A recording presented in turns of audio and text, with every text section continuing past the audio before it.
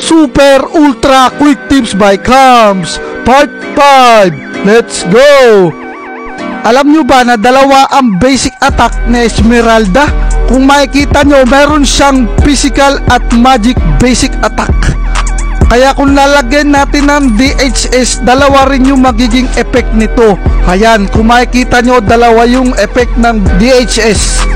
Paano naman kung lagyan ko ng ganitong item? Ano mangyayari? Ganito lang naman. O diba, machine gun build Esmeralda. Kaya ayan, may natutunan ka na naman. Kaya i-follow mo na ako. Ha? Hadouken!